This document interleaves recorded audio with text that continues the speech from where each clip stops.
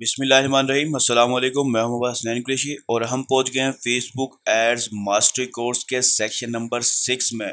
और इसमें हम बात करने वाले हैं कॉपीराइटिंग के बारे में। कॉपीराइटिंग क्या होती है, कॉपीराइटिंग स्टार्ट करने से पहले हमें किन चीज़ों का ख्याल करना होता है, कॉपीराइटिंग बेस्ट प्रैक्टिसेस कौन सी हैं और टॉप और फेमस तरीन कॉपीराइटिंग के फार्मूले कौन से हैं और उन्हें हम किस तरह से इस्तेमाल कर सकते हैं, ये सब कुछ हम इस एक डिटेल वीडियो में सीखने वाले हैं। इसलिए इस लेसन को आपने कम्प्लीटली वॉच करना है। मैं ये चीज़ तो नहीं जानता कि ये वीडियो कितने मिनट की होगी क्योंकि मैं फिर ये रिकॉर्डिंग कर रहा हूँ, लेकिन ये चीज़ ज़रूर जानता हूँ कि इंशाल्लाह ये बहुत ही ज़्यादा वैल्यूएबल होगी। इसलिए इसे आपने मुकम्मल वॉच करना है बगैर स्किप करे।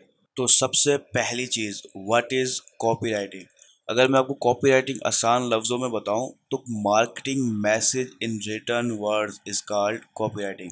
कोई भी मार्केटिंग मैसेज जो रिटर्न फॉर्म में है, ठीक है, टेक्स्ट फॉर्म में है, उसे हम कॉपीराइटिंग के ज़िम्मे में लाते हैं। मिसाल के तौर पर आपकी फेसबुक एड्स की जो प्राइमरी टेक्स्ट होता है या प्राइमरी इंट्रो होती है वो कॉपीराइटिंग है। उसकी जो हेडलाइन होती है, डिस्क्रिप्शन होती है, वो कॉपीराइटिंग है। यहाँ तक कि अगर आपकी एड क्रिएटिव यानी जो डिज़ाइन है आपका, उसके ऊपर भी जो मार्केटिंग मैसेज टैक्स की ज़रूरत में लिखा हुआ है उसे भी हम कॉपी राइटिंग ही कहते हैं, ठीक है। लेकिन जो मेन चीज़ होती है, क्योंकि डिज़ाइन को हम एक अलग जिम्मे में ले जाते हैं, तो ज़्यादातर जो यूजुअली यूज़ होता है ना, वो कॉपी राइटिंग का वर्ड यूज़ होता है सिर्फ टेक्स्ट के लिए। डिज़ाइन के टेक्स्ट को वो इग्नोर कर देते हैं, लेकिन मैं समझता हूँ कि डिज़ाइन के टेक्स्ट भी कॉपी राइटिंग का ही हिस्सा होते हैं। लेकिन जैसे मैंने आपको बताया कि कॉपी राइटिंग कोई भी मार्केटिंग मैसेज जो रिटर्न वर्ड में लिखा हो कॉपी राइटिंग कहलाता है। तो वो फेसबुक एड्स की कॉपी भी हो सकती है, ठीक है, वो ब्लॉग पोस्ट भी हो सकती है, वो गूगल एड्स की कॉपी भी हो सकती है, कोई भी रिटर्न मैसेज हो सकता है डिजिटल मीडिया में, सोशल मीडिया में, यहाँ तक के प्रिंट मीडिया में भी अगर है तो उसे हम कॉपी राइटिंग ही कहते हैं, क्योंकि वो मार्केटिंग मैसेज है,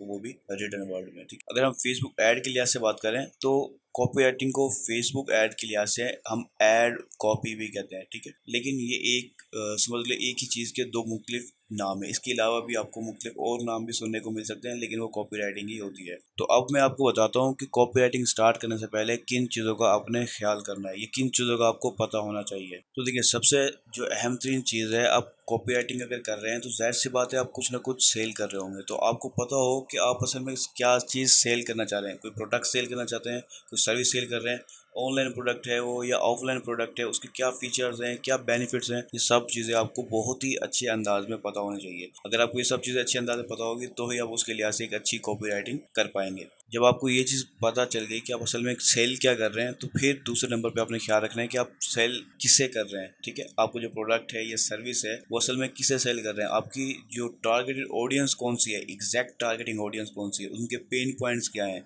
ठीक है, उन्हें किस किस्म की मसले का सामना है, ठीक है, और वो क्या जो है अचीव करना चाहते हैं, उस मसले से किस निकलना चाहते हैं, उससे उन्हें क्या हासिल होगा, ये सब चीज़ें आपको पता हो। यानी कि आपकी ऑडियंस जितनी ज़्यादा अच्छे अंदाज से पता होगी उतना ही बेहतर होगा। प्रोडक्ट भी पता हो, सर्विस भी पता हो, जो चीज़ आप सेल करना चाह रहे हैं, जिससे सेल करना चाह रहे हैं, वो दोनों चीज़ें आपको अच्छे अंदाज में पता होनी चाहिए। अब जब आपको पता चल गया कि आप क्या चीज़ सेल कर रहे हैं और किसे सेल कर रहे हैं, ठीक है, तो अब हम बात करते हैं कि कॉपी राइटिंग की बेस्ट प्रैक्टिसेस क्या होती हैं, ठीक है। बाकी तो आप लिखना है मैसेज, लेकिन उसमें बेस्ट प्रैक्टिसेस क्या होती है, अब हम उसकी तरफ आते हैं। तो सबसे पहली चीज़, आपने अपने प्रोडक्ट या सर्विस जो चीज़ भी है उसके फीचर्स को बेनिफिट्स में कन्वर्ट कर देना है, ठीक है। Turns features into benefit. अब इसका मतलब क्या है, वैसे तो ये जो मैंने टर्म यूज़ किया, टर्न्स फीचर्स इनटू बेनिफिट, ये खुद ही आपको मतलब समझा रही है, लेकिन मैं आपको बताता हूँ कि मैंने ये क्यों टर्म यूज़ किया, ठीक है। सबसे पहली और अहम चीज़ ये है कि कस्टमर फीचर्स देख के बाय नहीं करता, वो बेनिफिट्स देख के बाय करता है, ठीक है। वो ये देखते हैं कि जो प्रोडक्ट या सर्विस आप सेल कर रहे हैं उससे उन्हें क्या फ़ायदा होगा, ठीक है, उनकी ज़िंदगी में क्या चेंज आएगा, क्या आसानी पैदा होगी, वो उसकी वजह से आपका प्रोडक्ट या सर्विस को बाय करते हैं, ठीक है। ज़्यादातर लोग क्या कर रहे होते हैं, वो फीचर्स के ऊपर फोकस कर रहे होते हैं, ठीक है, कि ये फ़ायदा है, ये फ़ायदा है, ये फ़ायदा है, ठीक है। मोस्टली हर प्रोडक्ट में, आपके कंप्यूटर के प्रोडक्ट में भी ये फ़ायदे होंगे, ठीक है। आपने क्या करना है, आपने अगर कस्टमर के अटेंशन लेनी है तो आपने फीचर्स को बेनिफिट में कन्वर्ट कर देना है, ठीक है।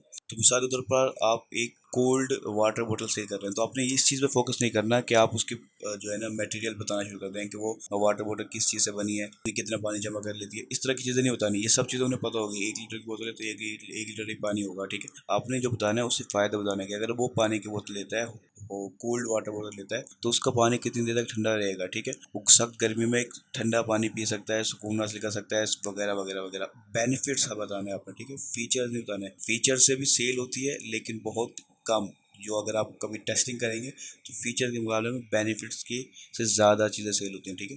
तो इसलिए कॉपी राइटिंग में आपने ध्यान रखना है कि आपने अपने प्रोडक्ट की सर्विस के फीचर्स को बेनिफिट्स में कन्वर्ट कर देना, ठीक है। Use persuasion. अब परसुएशन से जाहिर सी बात है, मतलब आपको समझ में आ रहा होगा कि आपने अपने कस्टमर को अपने प्रोडक्ट को या सर्विस को बाय करने पर जो है मजबूर करना है। अब मजबूर से बात लड़ाई झगड़े की तरह मजबूर नहीं करना, अपनी कॉपीराइटिंग के जरिए उसे मजबूर करना है या उसे पुश करना है ताकि वो आपके प्रोडक्ट या सर्विस को बाय कर सके। अब वो किस तरह से करना है, तो 4-5 पॉइंट, अहम पॉइंट आपको बताता हूँ कस्टमर की परसुएशन के लिए कॉपी राइटिंग के अंदर। तो सबसे पहली चीज़ है इमोशनल। देखें, आप ये चीज़ माने या ना माने, लेकिन जो ह्यूमंस है यानी कि इंसान है वो एक इमोशनल क्रिएचर है, ठीक है। तो इससे मुराद ये है कि हम जो है ना काफ़ी ज़्यादा इमोशनल होते हैं अपने फैमिली रिलेशन से। इसके अलावा हमें कामयाबी का डर होता है, नाकामी का डर होता है, कामयाबी चीज़ चाहते हैं हम, ठीक है। तो मुख्तलिफ तरह के हमें इमोशन होते हैं, बहादुरी वाले इमोशन भी होते हैं और डर वाले इमोशन भी होते हैं। कुछ अच्छा हासिल करने के इमोशन भी होते हैं, फेल होने के इमोशन भी होते हैं। तो इमोशन हर टाइप के होते हैं। अब आपने देखना है कि आपके प्रोडक्ट की सर्विस के ऊपर किस टाइप का इमोशन जो है ना, इमोशनल अत्याचार जिसे हम कहते हैं, वो कैसे अप्लाई करना है, ठीक है। अब अप्लाई यानी कि आपने कोई फेक इमोशन खुद जानबूझ के नहीं बनाना, जो आपके प्रोडक्ट के लिए बनता है उसी को आपने ऐड करना है, ठीक है। अच्छा, मैं आपको बहुत ही मोस्ट कॉमन एग्जांपल बताता हूँ कि आप अगर कभी यूट्यूब पर जाएंगे, खासतौर पर पाकिस्तानी ऑडियंस के अंदर, तो आपने अक्सर वीडियोस देखी होंगी जिसके थंबनेल पे लिखा होता है कि ये काम करें और घर बैठे लाखों रुपए कमाएं, ठीक है, ये काम करें और घर बैठे लाखों रुपए कमाएं। इस तरह के आपने बहुत से देखे होंगे। अब ये क्या चीज़ है, इससे उन्हें बहुत ज़्यादा व्यूज़ मिल जाते हैं, उनका थंबनेल क्लिक बेट बन जाता है। अब इसकी वजह क्या है, वो एक इमोशनल अत्याचार कर रहे हैं। इमोशनल अत्याचार क्या, कि आप या जो पाकिस्तान के जितने भी टीन एजर्स हैं समझ लें, तो वो चाहते हैं कि वो सक्सेसफुल हो जाएं, वो अमीर हो जाएं, वो लाखों रुपए कमाएं, ठीक है।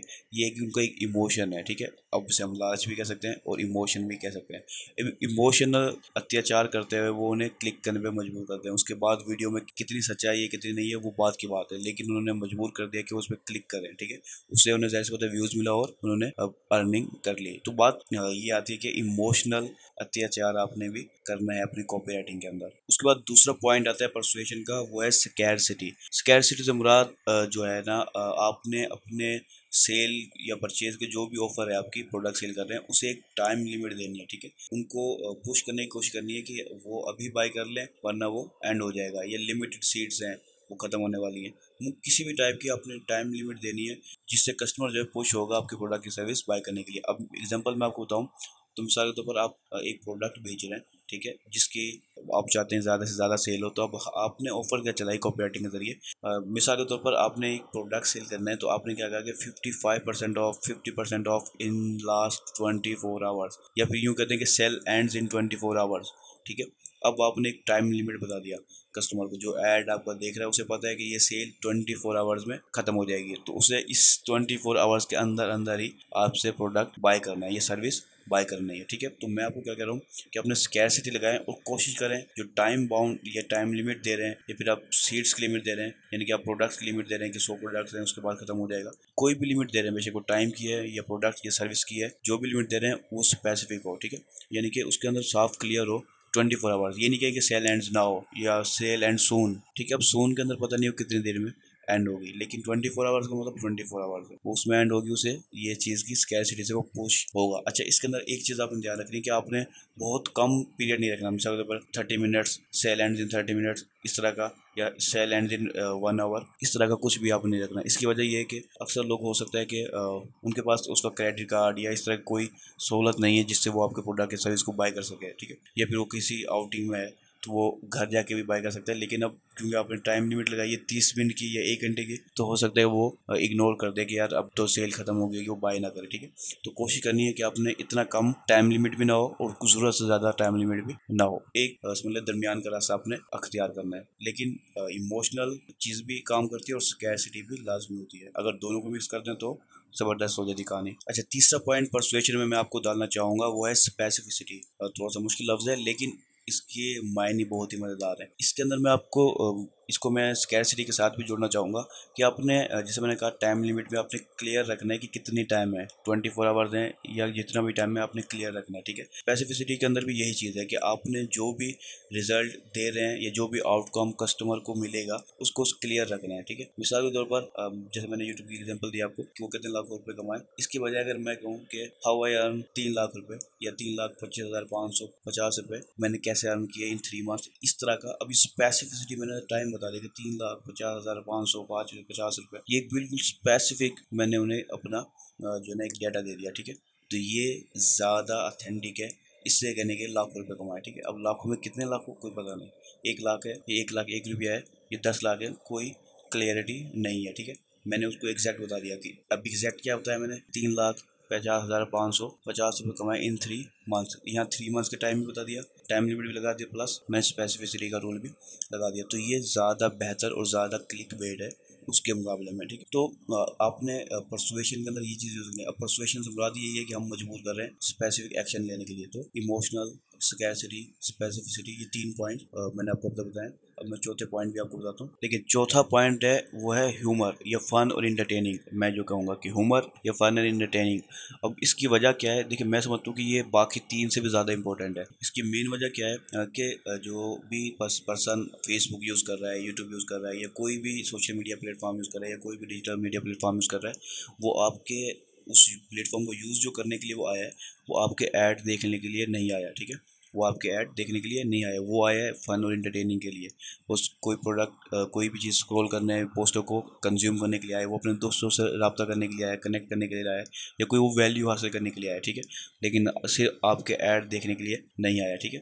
तो ये किसी भी सोशल मीडिया यूज़र का नहीं है कि वो फेसबुक पे आए इस नज़रिए से कि वो ऐड देखेगा, ठीक है। वो मुख्तलिफ नज़रिए होते हैं, ख़ास तौर पर होते हैं फ़न और इंटरटेनिंग, अपना टाइम पास करने के लिए आ रहे होते हैं। तो आपने अगर ऐड के अंदर जो है ना फ़न और इंटरटेनिंग के बजाय आपने बस टू द पॉइंट चीज़ बोल दी, उससे क्या होगा, उसकी इंगेजमेंट उतनी नहीं होगी। लेकिन अगर आप अपने ऐड को फ़न और इंटरटेनिंग बना दें तो उससे आपकी इंगेजमेंट भी बढ़ जाएगी और कॉस्ट डिक्रीज़ हो जाएगी। तो मैं समझूंगा कि चौथा पॉइंट सबसे अहम है कॉपी राइटिंग का, कि आपने कोशिश करनी है कि आपकी कॉपी राइटिंग फ़न और इंटरटेनिंग हो, ठीक है। आपकी मैसेज भी क्लियर जाए लेकिन फ़न और इंटरटेनिंग भी रहे, जिससे कस्टमर की इंगेजमेंट ज़्यादा से ज़्यादा हो। अच्छा, उसके बाद हम आते हैं 5वें पॉइंट की तरफ। अच्छा, तो 5वां पॉइंट है हमारा सोशल प्रूफ। सोशल प्रूफ एक बहुत ही अहमियत का हामिल है इस परसुएशन की लिस्ट के अंदर। मैं अगर आपको बताना चाहूँ तो देखिए, सोशल प्रूफ होता है कि आपका प्रोडक्ट या सर्विस आपके किसी कस्टमर को आपने ऑलरेडी सेल की है और उसने आपको क्या रिव्यूज़ दिया, ठीक है। अब इस सिर्फ रिव्यूज़ ही नहीं, इसके अलावा भी चीज़ें हो सकती हैं, लेकिन मैं आपको रिव्यूज़ के साथ एग्जांपल लेके चलता हूँ कि आपकी एक प्रोडक्ट आपने 1,000 लोगों को सेल किया, ठीक है। उस 1,000 में से 990 लोगों ने, 900 लोगों ने आपको रिव्यूज़ दिया और उसमें से आपको जो है ना 5/5 स्टार रेटिंग मिली या 4.8 मिली। तो आप उसे as it is specific number के साथ मेंशन कर सकते हैं, ठीक है, कि आपको 900 आउट ऑफ 900 पर्सन ने 5/5 स्टार रेटिंग दी, ठीक है। उसे आप मेंशन कर सकते हैं और जो है ना कुछ रिव्यूज़ जो बहुत ही अच्छे हों उसे आप रिटर्न में दिखा भी सकते हैं। अब ये है सोशल प्रूफ। क्या होगा, क्योंकि देखिए इंसान जो है वो इंसानों पे ही एतमाद करता है, ठीक है। अब एक पर्सन आप देखेगा कि आपके इतने अच्छे रिव्यूज़ मिले हैं, ठीक है, और ये बारे में कहा है, तो वो एक अलग अटैचमेंट होगी उससे आपसे, ठीक है। तो सोशल प्रूफ कॉपी राइटिंग के अंदर बहुत ही ज़्यादा अहमियत का हामिल होता है। तो ये 5 पॉइंट्स अगर आप कॉपी राइटिंग की परसुएशन में ये लाजमी रखें तो आपकी कॉपी राइटिंग बेहतरीन से बेहतरीन हो जाएगी। पहला जैसे मैंने आपको बताया इमोशंस, दूसरा स्कैरसिटी, तीसरा स्पेसिफिसिटी, चौथा ह्यूमर या फन और एंटरटेनिंग भी कह सकते हैं, पांचवा सोशल प्रूफ, ठीक है। अब हम बात करते हैं कि आपने कॉपी राइटिंग में पावर वर्ड्स भी यूज़ करने हैं। अब पावर वर्ड्स, हम उसे पावर वर्ड्स कह रहे हैं, ठीक है। ये चंद वर्ड्स हैं जो मोस्टली काफ़ी अगर हम उसे ऐड करते हैं तो काफ़ी ज़्यादा हमारी समझ लें परफॉर्मेंस में एड्स की इंक्रीज हो जाती है, ग्रोथ आ जाती है, ठीक है। अब वो क्या कौन से वर्ड्स हैं, तो वो वर्ड्स मैं आपको 5 ऐसे वर्ड बताने वाला हूँ जो मैं समझता हूँ पावर वर्ड्स में एक अलग ही लेवल रखते हैं, ठीक है। तो पहला पावर वर्ड्स है फ्री, उसके बाद न्यू, इजी, सेव और यू। अब यू से मुराद मैं आपको इन पाँचों थोड़ा सा एक्सप्लेन करता हूँ। देखिए फ्री से मुराद आप अगर कोई ऑफर दे सकते हैं अपने सेल या प्रोडक्ट के साथ। मिसाल के तौर पर आपकी ई कॉमर्स की साइट है, उस पर आपने सेल चलाई हुई है, प्लस आप उसे कहते हैं कि आपने 50% ऑफ दिया हुआ है प्लस फ्री शिपिंग, ठीक है। ये फ्री शिपिंग का जो लफ्ज़ हमने फ्री का लफ्ज़ डाल दिया, ये आपके ऐड को और ज़्यादा पावरफुल कर देगा। ये मैंने आपको एग्जांपल के लिए दिया, लाजमी नहीं है कि आप किसी कस्टमर के जो फ्री शिपिंग नहीं देना चाहता उसको ज़बरदस्ती फ्री शिपिंग करवा दें, ठीक है। लेकिन आपने ढूंढना है कि आप कौन सा पावर वर्ड यूज़ कर सकते हैं। मैंने 5 बताएं, इसके अलावा भी आपको कहीं ना कहीं मिल जाएंगे, लेकिन ये 5 बहुत मोस्टली यूज़ होते हैं, ठीक है। मिसाल के तौर पर अब आप फ्री यूज़ नहीं कर पा रहे तो आप सेव यूज़ कर दें, ठीक है। आप इजी यूज़ कर दें, आप न्यू यूज़ कर दें। अच्छा, यहाँ पर जो है ना यू बहुत ही पावर रखता है, ये पावर वर्ड है और ये वाक्य में पावर भी रखता है। इससे मुराद ये है कि आप यहाँ पर डायरेक्टली अपने कस्टमर को मुखातिब हो रहे हैं, उनसे डायरेक्ट पॉइंट कर रहे हैं, ठीक है। तो मिसाल के तौर पर अगर आप किसी भी ऑडियंस को टारगेट कर रहे हैं तो आप यू का लफ्ज़ भी इस्तेमाल कर सकते हैं और डायरेक्ट उस ऑडियंस को भी टारगेट कर सकते हैं, अगर आपको उसकी एक कैटेगरी या टाइप पता हो, ठीक है। आप हो सकता है कि वो कोई आप किसी मार्केटर को टारगेट कर रहे हैं तो आप डायरेक्ट मार्केटर्स का लफ्ज़ इस्तेमाल कर सकते हैं। आप किसी फ्रीलांसर को टारगेट कर रहे हैं तो डायरेक्ट फ्रीलांसर का लफ्ज़ इस्तेमाल कर सकते हैं, ठीक है। ऑडियंस से अगर आपको कुछ पता है तो आप डायरेक्ट ऑडियंस को यूज़ वर्ड को यूज़ कर लें। वो प्लम्बर्स हैं, वो डॉक्टर्स हैं, वो जो ई कॉमर्स एक्सपर्ट्स हैं या ई कॉमर्स ओनर्स हैं, कुछ भी है, अगर आपको ऑडियंस का नाम पता है तो डायरेक्ट उसको टारगेट करें, वरना यू का लफ्ज़ हर एक के ऊपर ही अप्लाई हो जाएगा। तो यू एक पावर वर्ड इसलिए कहा जाता है, लेकिन इसमें क्योंकि हम डायरेक्ट पॉइंट कर रहे होते हैं तो वो ज़्यादा अटेंशन ले लेता है, ठीक है। तो ये 5 पावर वर्ड्स मैंने आपको बताएं। आपने कॉपी राइटिंग के वक्त अपने प्रोडक्ट और सर्विस को देखते हुए इन 5 में से कोई एक या एक से ज़्यादा यूज़ हो सकते हैं, तो आपने उसे यूज़ करना है। अच्छा देखिए, ज़बरदस्ती नहीं डालने, जो वाकई में आपके कॉपी राइटिंग में परफेक्ट हो उसी को यूज़ करना है। अच्छा, मैं कॉपी राइटिंग की ना लास्ट बेस्ट प्रैक्टिसेस की तरफ आता हूँ, जो मैं सोचता हूँ काफ़ी इंपॉर्टेंट है। वो है कॉल टू एक्शन, ठीक है। अब इसमें क्या है कि हमने इतनी ज़्यादा मार्केटिंग की चीज़ें बता दी, उससे अपने प्रोडक्ट के बारे में बताया, सब कुछ बताया कॉपी राइटिंग के ज़रिए, ठीक है। अब सब कुछ बता दिया तो एंड में आपने बताना भी है कि उसे एक्शन क्या लेना है। जो आप उसको पूरा मैसेज दे दिया है, आपने उसे बताना भी है। मिसाल के तौर पर आपने एक ऑफ़र दिया कि आप 50% ऑफ विद फ्री शिपिंग, तो अब उसे आपने कोई कॉल टू एक्शन भी देना है जिससे उसे पता चले कि वो आखिर वो क्या करे जिससे उसे ये ऑफ़र हासिल हो जाए, ठीक है। तो कॉल टू एक्शन बहुत ही ज़्यादा ज़रूरी है। इस चीज़ को आपने कभी भी इग्नोर नहीं करना कि आपकी बेशक वो फेसबुक एड्स है या कोई और एड्स है, कॉल टू एक्शन इग्नोर नहीं किया जा सकता। और कॉल टू एक्शन एग्जैक्ट जो है ना मैच भी हो आपकी मार्केटिंग मैसेज से। आपने ऑफर दी मिसाल में, जैसे मैंने आपको कहा कि 50% ऑफ विद फ्री शिपिंग, तो जाहिर सी बात है आपको प्रोडक्ट सेल कर रहे हैं तो आप उसे शॉप नाउ, ऑर्डर नाउ, ये इस तरह का कोई कॉल टू एक्शन देना चाहते हैं, ठीक है। प्लस कॉपी राइटिंग में आप उसे ये बकायदा मेंशन कर दें कि ये जो ऑफ़र हम दे रहे हैं आपको, ये जो फ़ायदा आपको हासिल होने वाला है, उसके लिए आपको ये एक्शन लेना होगा। वो सब्सक्राइब भी हो सकता है, वो कॉल टू जो है ना शॉप नाउ भी हो सकता है, वो जो है ना कॉन्टैक्ट भी हो सकता है, वो सेंड मैसेज भी हो सकता है। जो भी आपका कॉल टू एक्शन है उससे आप अपनी कॉपी राइटिंग में लाजमी तौर पर मेंशन करें, वो भी सही जगह पर जहाँ पर उसे मेंशन होना चाहिए, ठीक है। तो call to action most important है। अब इसकी वजह क्या है कि आप कहेंगे जी जिस पर्सन को हम ऐड दिखा रहे हैं 55% ऑफ और जी विद फ्री शिपिंग, वो अक्लमंद है, वो खुद ही समझ जाएगा कि जी आप जाके उसे बाय करना है, ठीक है। वाकई में लोग अक्लमंद होते हैं, लेकिन कभी कभार इंसान का ध्यान नहीं जाता और मोस्टली ऐसा होता है कि अब आप ये कभी यूट्यूब पे जाते हैं, मैं यूट्यूब की मिसाल बता दे रहा हूँ इसमें, तो आपको बोलते हैं सब्सक्राइब के बटन को लाजमी प्रेस कीजिएगा, साथ में बेल आइकन को भी दबा दीजिएगा। आप यूट्यूब यूज़र हैं, आपको पता है कि सब्सक्राइब से आपको क्या फ़ायदा होगा, लेकिन आपको याद दहानी करवा दी उस पर्सन ने, तो उस चीज़ से सब्सक्राइब का जो रेट है वो इंक्रीज़ हो जाता है, ठीक है। तो इसी तरह हमें कॉल टू एक्शन को नहीं भूलना चाहिए अपने खासतौर पर एड्स के अंदर भी, कि हम उसे बताएं कि उसे क्या एक्शन लेना है इस ऑफ़र को या इस प्रोडक्ट को बाय करने के या हासिल करने के लिए, ठीक है। तो अब हम इस लेसन के लास्ट टॉपिक्स की तरफ आते हैं, वो है टॉप कॉपीराइटिंग फार्मूलाज।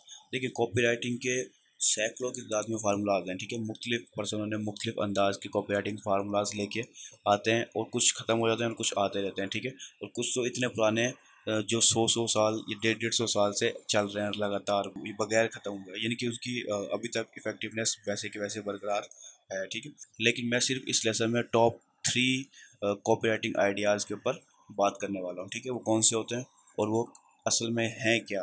तो सबसे पहला फार्मूला, और इसे मैं वैसे टॉप पे रखता हूँ, कुछ इसे दूसरे तीसरे नंबर पे ले जाते हैं और कुछ इससे आगे पीछे कर सकते हैं, लेकिन मैं समझता हूँ कि ये एक बेहतरीन मॉडल है और ये मॉडल तकरीबन 100 साल से चल रहा है, ठीक है। ज़ाहिर सी बात है चेंजेस आती हैं तो कुछ ना कुछ चेंजेस भी हो जाती हैं, लेकिन इसकी इफेक्टिवनेस वैसे बरकरार है अगर एक अच्छा कॉपी राइटर इसको इस्तेमाल करते हुए लिखे, ठीक है। तो पहला जो टॉप 1 पे मैं रखूँगा उससे रखूँगा एडा मॉडल को, AIDA, ठीक है, एडा मॉडल। तो यहाँ पर जो है ना, ए का मतलब है अटेंशन, ठीक है, आई का मतलब है इंटरेस्ट, डी का मतलब है डिज़ायर और ए का मतलब आखिरी ए का मतलब है एक्शन, ठीक है। तो अब मैं आपको ज़रा एक्सप्लेन में बताता हूँ कि असल में अटेंशन से क्या मुराद है, इंटरेस्ट से क्या मुराद है और डिज़ायर और एक्शन से क्या मुराद है। तो यहाँ पर ए फॉर अटेंशन से मुराद है कि हमने अपने कस्टमर की सबसे पहली चीज़ जो है कॉपी राइटिंग के ज़रिए अटेंशन ग्रैब करनी है, ठीक है। अब हम ज़ाहिर सी बात है ऐड लगा रहे हैं, हज़ारों लाखों लोग देख रहे हैं, उन तक रीच हो रही है, लेकिन हम किस तरह से उनके अटेंशन को ग्रैब करें, ठीक है। तो वो अटेंशन के जो पहले 2-3 लाइनें हैं, एक इसमें 2 लाइनें या 3 लाइनें, वो हम उसके ज़रिए हमने अटेंशन को ग्रैब करना है ताकि जो स्क्रॉल कर रहा है ऐड वो रुक जाए, ठीक है। उसे अटेंशन को ग्रैब करना है, इसलिए इस एडा के मॉडल का जो पहला हिस्सा है वो है अटेंशन। वो अटेंशन जो है ना आप किस तरह से समझ लें ग्रैब कर सकते हैं, वो मुख्तलिफ हो सकती हैं, ठीक है। कि आप डायरेक्ट जो है ना एक्शनेबल लैंग्वेज यूज़ कर सकते हैं, ठीक है। आप इमोशन को यूज़ कर सकते हैं, जैसे मैं आपको पहले बता चुका हूँ इमोशन किस तरह से यूज़ होते हैं। आप अपने जो कस्टमर हैं उससे डायरेक्ट क्वेश्चन पूछ के उसे जो है ना अटेंशन ग्रैब कर सकते हैं, ठीक है। या फिर आप कोई भी सोशल प्रूफ या प्रूफ रेलिवेंसी उसको दिखा के ग्रैब कर सकते हैं। अभी 4-5 मैंने चीज़ आपको बताई हैं, ठीक है। लेकिन इसके अंदर मुख्तलिफ चीज़ें हो सकती हैं, आपके जो भी बिज़नेस या प्रोडक्ट है उसके ऊपर मुख्तलिफ चीज़ें अप्लाई हो सकती हैं। वो चीज़ आपने ही देखनी होगी, मैं हर बिज़नेस या हर उसको कवर नहीं कर सकता। अब हम बात करते हैं इंटरेस्ट की। तो देखें हमने पहले 2-3 लाइनों से अटेंशन ग्रैब कर ली, कस्टमर या जो भी कंज्यूमर था हमारा वो उसने स्क्रॉल रोक दी, उसकी अटेंशन ग्रैब हो गई। अब वो हमारे कॉपी राइटिंग को, मैसेज को, मार्केटिंग मैसेज को पढ़ रहा है, ठीक है। तो अब हमने क्या करना है, उसके इंटरेस्ट को बिल्ड करना है ताकि वो हमारे मार्केटिंग मैसेज को पूरा पढ़ता रहे। अब देखिए इंटरेस्ट को जो है ना बिल्ड करने की कुछ चीज़ें हो सकती हैं कि आप उन्हें वैल्यू प्रोवाइड करें, ठीक है।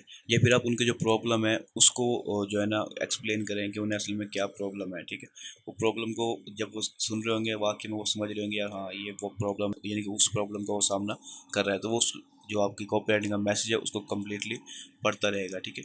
प्रॉब्लम उसको बताएं या उसको कोई वैल्यू प्रोवाइड करें जिससे वो आपकी कॉपी राइटिंग में इंटरेस्टेड रहे पढ़ने में, ठीक है। वरना ज़ाहिर सी बात है वो अटेंशन तो मिल गई है उसे, लेकिन अगर कॉपी राइटिंग की इंटरेस्ट आप बिल्ड नहीं कर पाए तो वो अटेंशन के बाद ही वो भाग जाएगा और आपकी मार्केटिंग मैसेज को पूरा पढ़ेगा ही नहीं, ठीक है। तो ज़ाहिर सी बात है ये एक बड़ा लॉस साबित होगा। तो आप मुख्तलिफ अंदाज में इंटरेस्ट को बिल्ड करने की कोशिश करती हैं, वो चाहे वैल्यू के ज़रिए हो या फिर उससे प्रॉब्लम बता के डायरेक्ट, ठीक है। या फिर उसी की लैंग्वेज को इस्तेमाल करें, यानी कि इंडस्ट्री लैंग्वेज वो जो इस्तेमाल करता है, जो भी आपकी ऑडियंस है उसके इस्तेमाल करें। लेकिन इस चीज़ के लिए ज़ाहिर सी बात है ज़रूरी है कि आपकी ऑडियंस का बेस्ट अंदाज में पता हो। और ये शुरुआत में कॉपी राइटिंग से पहले ही मैंने आपको बता दिया कि कॉपी राइटिंग स्टार्ट करने से भी पहले आपने देख लेना है आपका क्या प्रोडक्ट है और आपकी ऑडियंस कौन सी है, ठीक है। अगर आप अच्छे से वो करके आए स्टेप तो आपको यहाँ पर प्रॉब्लम का सामना नहीं करना पड़ेगा। तो अब हम आते हैं डिज़ायर की तरफ। अच्छा, अब हमने अपने जो है ना कॉपी राइटिंग के ज़रिए अटेंशन भी ग्रैब कर ली और अपने कस्टमर का इंटरेस्ट भी बिल्ड रखा ताकि वो हमारा मार्केटिंग में से पूरा पढ़ ले। तो अब हम आ जाते हैं डिज़ायर की तरफ। तो देखिए डिज़ायर के अंदर जो है अब आपने अपने प्रोडक्ट अपनी या सर्विस के बारे में बताना है, ठीक है। उसे सोल्यूशन देना है जो वो प्रॉब्लम जिस उसको यानी कि जो प्रॉब्लम उसे ऊपर फेस करके आया है वो, ठीक है, उसका हम सोल्यूशन क्या है और उसे हम किस तरह से सोल्व कर सकते हैं, यानी कि आप किस तरह से सोल्व कर सकते हैं या आपका प्रोडक्ट किस तरह से सोल्व कर सकता है, ठीक है।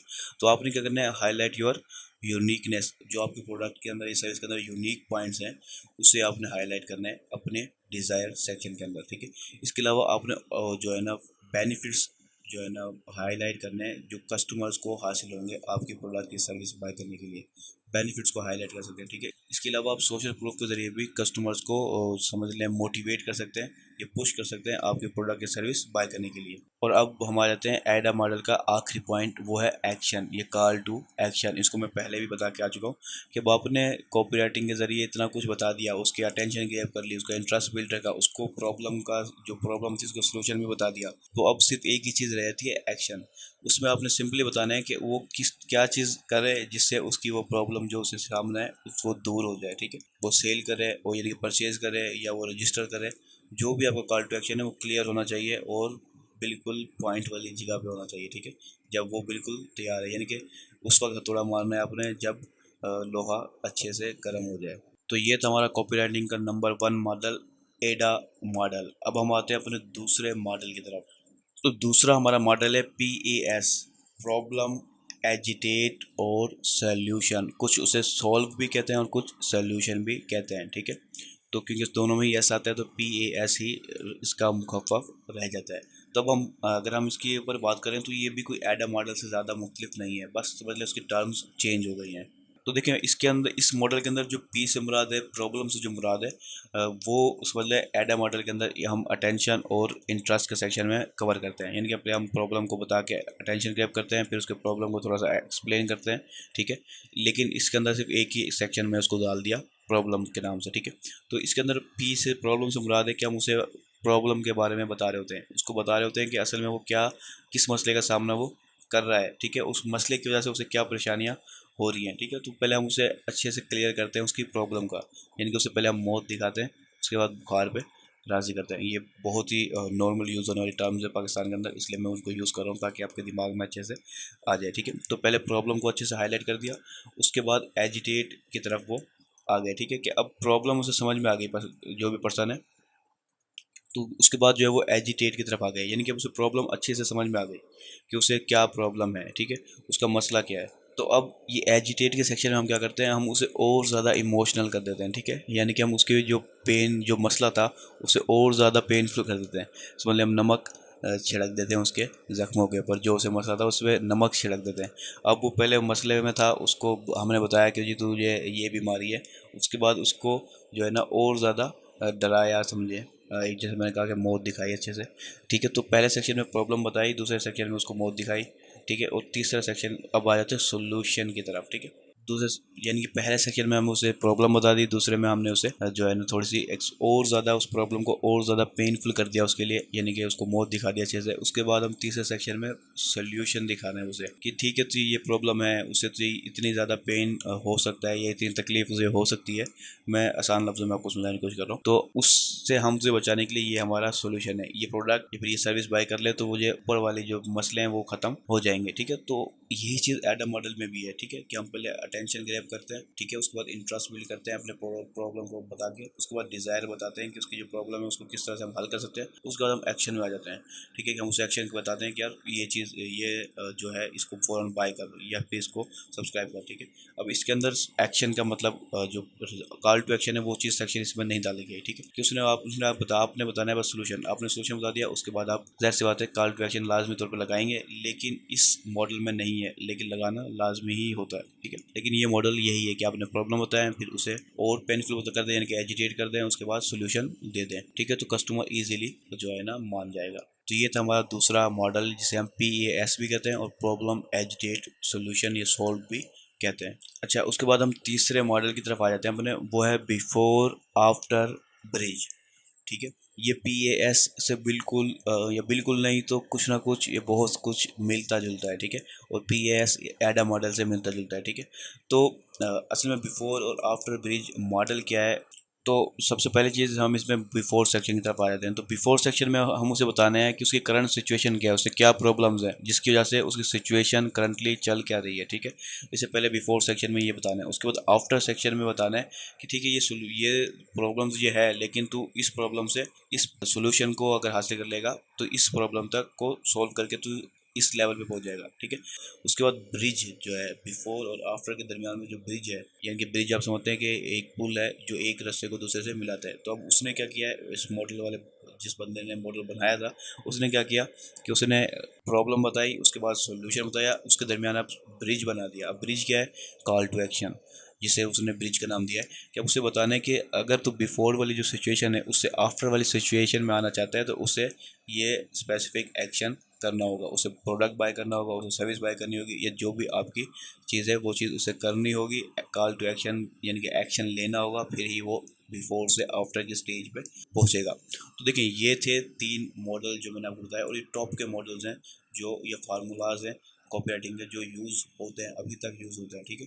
कुछ लोग इनको यूज़ नहीं भी करते, और कुछ लोग, मेजोरिटी वाले जो कॉपी राइटर्स हैं उन्हें यूज़ भी करते हैं। इसके अलावा भी सैकड़ों की तादाद में आपको कॉपी राइटिंग फार्मूलाज मिल जाएंगे, लेकिन हम हर कॉपी राइटिंग फार्मूलाज को यूज़ नहीं कर सकते, और कुछ उसमें फ़ायदेमंद भी नहीं है, ठीक है। ये 3 टॉप के थे जिसमें मैंने आपको बताया, एडम मॉडल, PAS मॉडल और बिफोर आफ्टर ब्रिज मॉडल।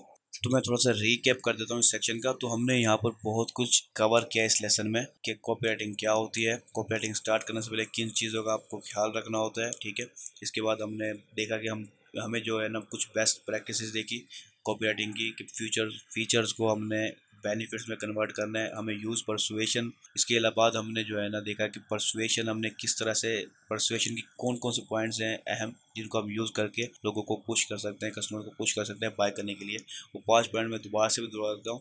वो थे इमोशंस, स्कैरसिटी, स्पेसिफिसिटी, ह्यूमर या फिर हम फन और एंटरटेनिंग कह सकते हैं। इसके अलावा सोशल प्रूफ, ये 5 पॉइंट थे। उसके बाद हमने कवर किया कि पावर वर्ड्स कौन से हैं जो हमारे कॉपीराइटिंग को और भी 4 चांद लगा देते हैं। ठीक है, इसके बाद मैंने आपको बताया कॉल टू एक्शन के बारे में कि कॉल टू एक्शन बहुत ज़्यादा अहम होता है कॉपीराइटिंग के अंदर। इसके बाद हमने 3 जो है ना टॉप के कॉपीराइटिंग फार्मूलाज या मॉडल्स को डिटेल में डिस्कस किया। ठीक है, कॉपीराइटिंग एक बहुत बड़ा टॉपिक है, अपने आप में एक बहुत बड़ा टॉपिक है, लेकिन अगर आप इन 4-5 चीज़ों का जो मैंने इसमें डिटेल में बताई है आप ध्यान करते हैं तो फिर ना सिर्फ आप फेसबुक एड्स की कॉपी अच्छी बना सकते हैं, बल्कि आप इसके अलावा भी किसी भी सोशल मीडिया प्लेटफॉर्म की कॉपी अच्छी बना सकते हैं। इसमें मैंने जनरल इन्फॉर्मेशन रखी है कॉपीराइटिंग की। ठीक है, यहाँ तक कि आप ब्लॉग भी इस मॉडल को और इस कॉपीराइटिंग के चीज़ों को यूज़ करते हुए लिख सकते हैं। ठीक है, बाकी आपकी क्रिएटिविटी है, ये बाकी ये बेस्ट प्रैक्टिसेस जो थी कॉपीराइटिंग की वो मैंने आपको इस लेसन में बता दी है।